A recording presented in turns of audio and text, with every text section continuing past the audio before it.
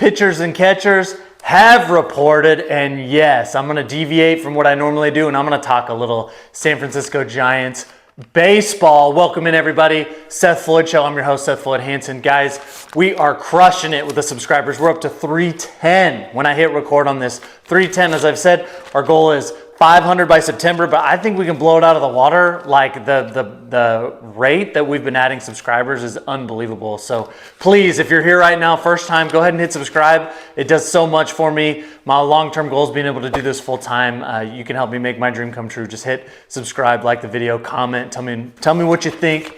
You'd help me out a ton.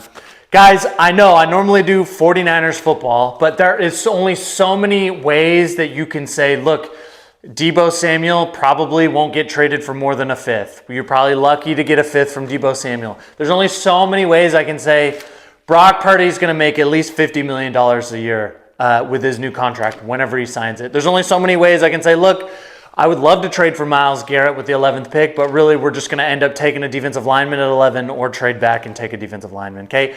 So I wanted to mix it up. I love Giants baseball. Boring. I'm assuming a lot of you guys do. There's a lot of crossover there, obviously, because both teams are in the Bay. Well, really, the Giants are in the Bay and the 49ers are in Santa Clara, but we won't get into that. That's a whole nother story. And I'm actually I think I'm more excited for this Giants season than most Giants fans.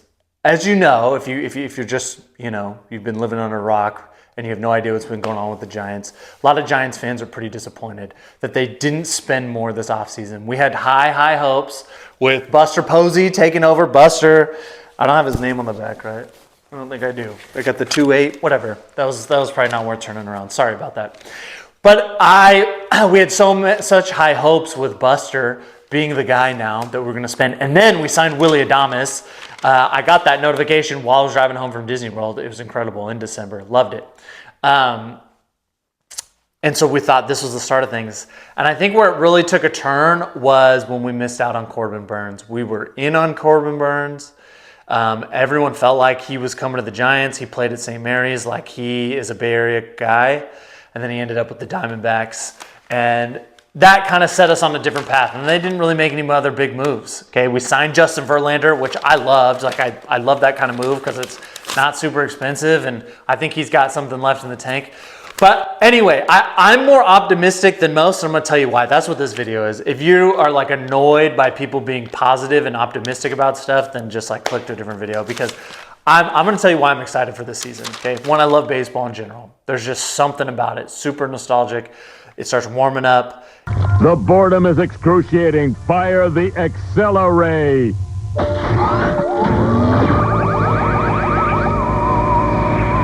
Rodriguez pops it to right field as some sort of Accelerate bathes the stadium in an eerie green glow. Who would have thunk it? It's still boring. Faster.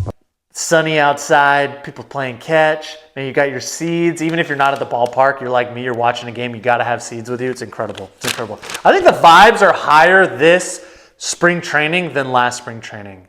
Last spring training, there was a lot of drama, it felt like. It took forever to get Blake Snell signed. It took forever to get Chappie signed. And then Blake Snell wasn't ready to go. He didn't even pitch till May. And then he got hurt. And it just was up and down. It was up and down.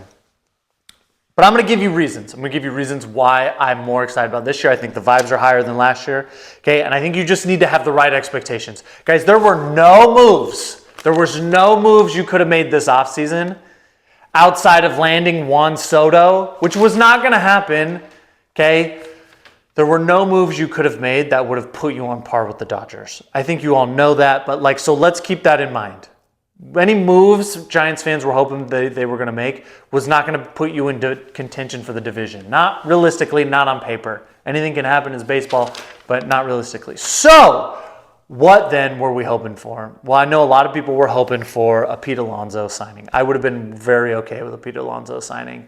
A Vladdy Guerrero trade, that I would have been all in on that. I think they wanted to be in on Kyle Tucker, who ended up with the Cubs, who's a free agent next offseason, by the way, which is something to keep in mind.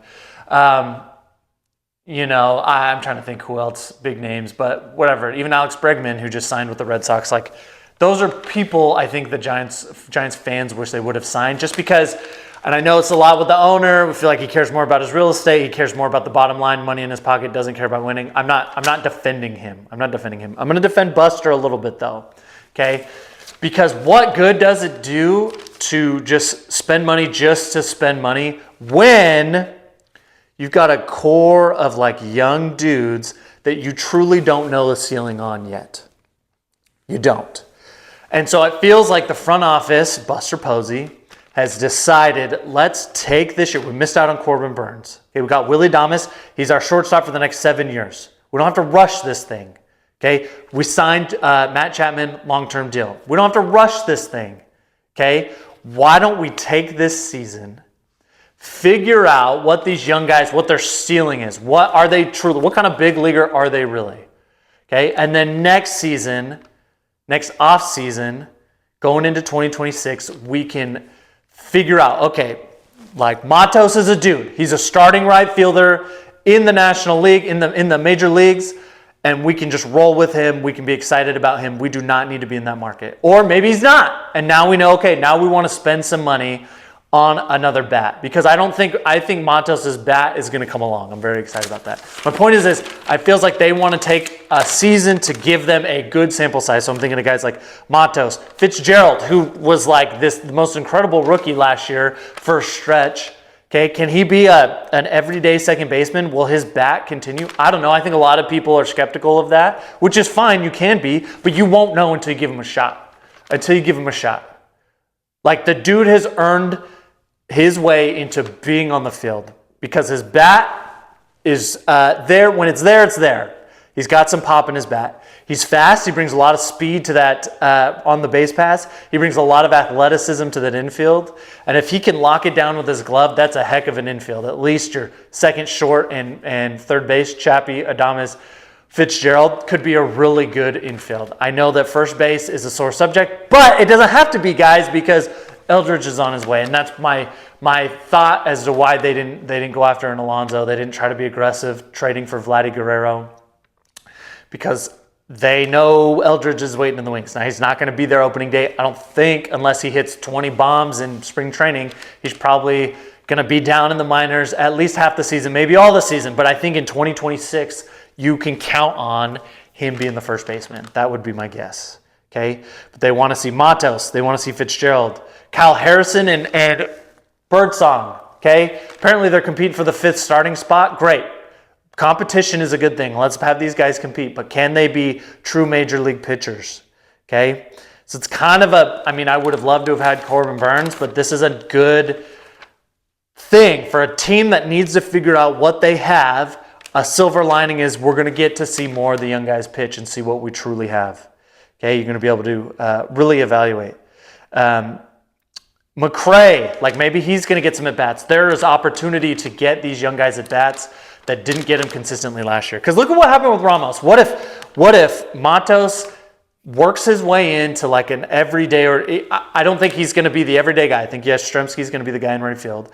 But what if Matos, by mid-May, he's just tearing the cover off the ball like Ramos was? Or he did. Remember last year when Matos first came up and he hit like 5 home runs in 5 games, or had like 12 RBIs in 3 games, something crazy like that. I can't remember. And what if he just picks that up? He had a great fall ball, great winter ball. People are talking about him. What if he comes in and just starts tearing the cover off the ball? And he has a Ramos season where he sustains it for the whole season. And all of a sudden you've got this dude and you're like, man, I'm glad we didn't trade prospects for Kyle Tucker. I'm glad that we just rolled with our dude who we've got brought up, who's homegrown. Like, that's what they've got to find out. I'm not saying that's going to happen, but you've got to find out because it's possible. It's very possible. Not to mention, like, you're getting Jung-Hoo Lee back this year. I love Jung-Hoo Lee. I was so excited watching him the first part of the year. He only played like 37 games last year, but I was excited about what I saw because he's only going to get better. He's not going to get worse. And from what we saw, it was like, man, this guy makes contact. He had some big base hits with guys on base. Like, we could have used that last year down the stretch, but he hurt his shoulder. Okay, you're getting Jung-Hoo Lee back. Reports are he's swinging full. He's swinging full at batting practice already. I don't think they officially report and start workouts till Saturday or whatever. I'm recording this on Thursday, but that's a reason to be excited, okay? My point is, and then Willie Adames, okay? I'm jumping around. I'm just saying, Buster's plan in my eyes, is get these young guys on the field, let them play.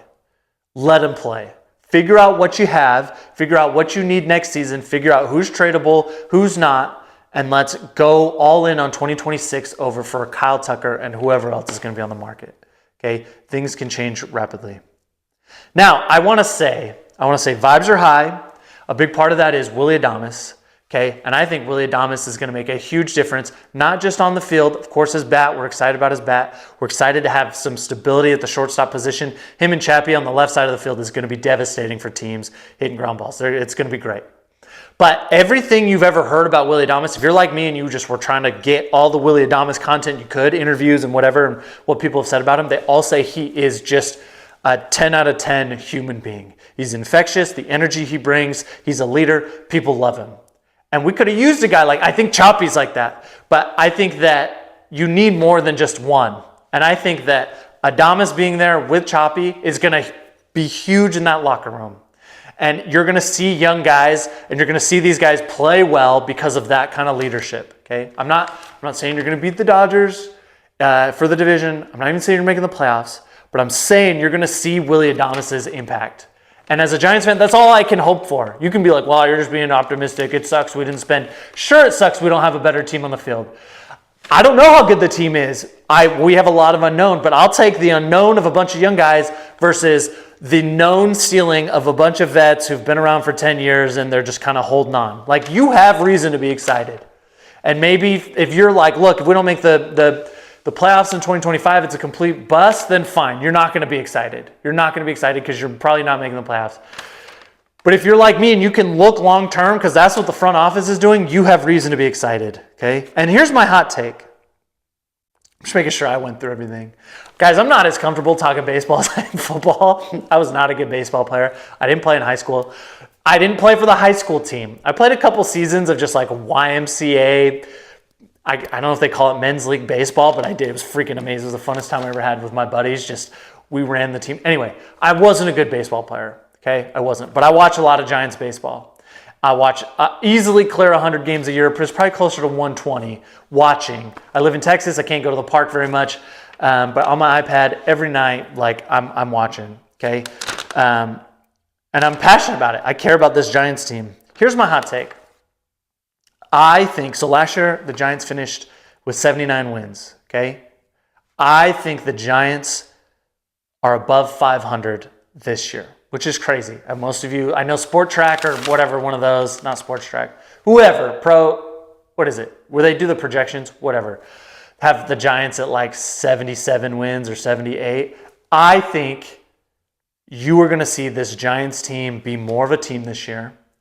I think the leadership of Adames, the leadership of Verlander and Robbie Ray. First off, if those two dudes can just stay healthy and play, this is contingent on everybody staying healthy. We don't have any crazy injuries to Willy Adames or Chapman or whatever. If everyone's healthy, I think they're going to be above 500. I think the leadership from Adames, I think the leadership of Verlander and Robbie Ray being able to bring along guys like Hayden Birdsong and Kyle Harrison and maybe Landon Rope or whoever's coming up. Okay, Wisenhunt might get a shot. You are going to see this team come together, have fun, and play hungry because everyone's written them off. And they're young guys. They're young guys who are going to come in and play hungry, which is all you can ask for, and I'm excited about it. When I say they're going to be above 500, I'm not saying they're going to make the playoffs, okay? Last year, to make the third wild card spot, you had to win 89 games. The year before, when the Diamondbacks made the playoffs, it was 84, which was a really down year.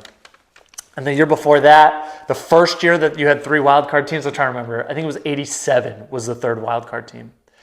So to give yourself a chance to make the wildcard, it feels like the floor has to be 85 wins. Can they get to 85 wins? Yes, they can. I wouldn't put money on it, but they can. But what I'm saying is last year they won 79.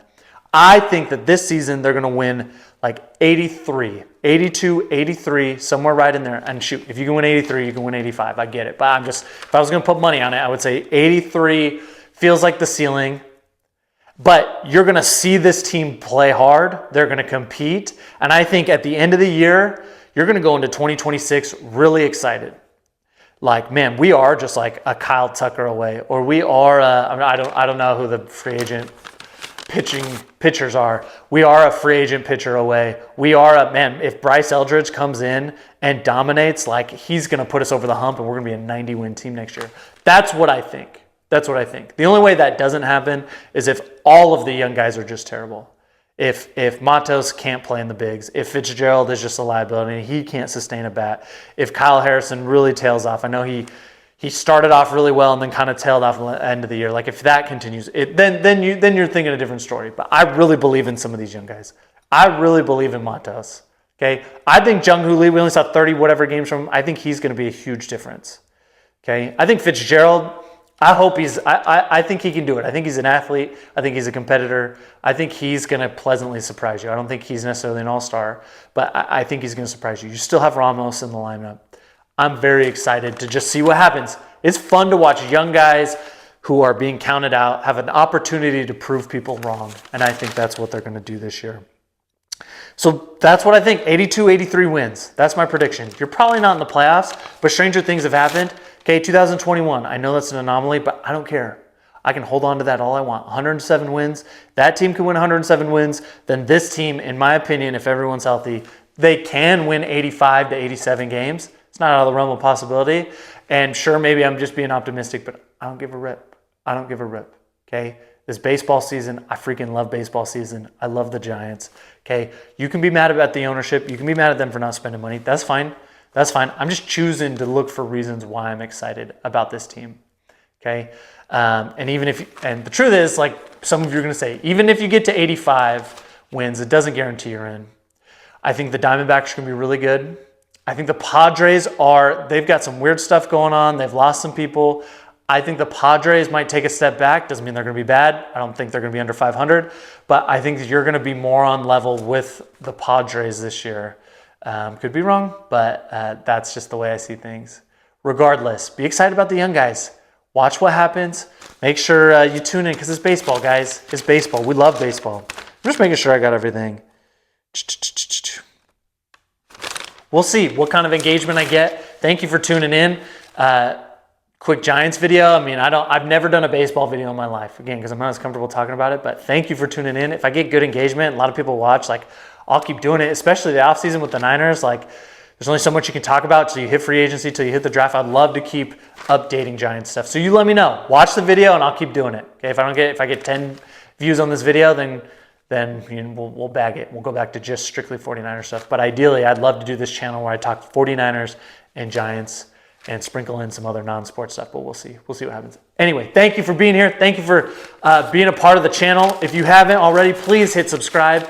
Make my dreams come true. Help me get to a point where I can do this full time, talking about the things I love. And yeah, it was fun. We'll see how it goes. It's a fun time. Spring training. Go Giants.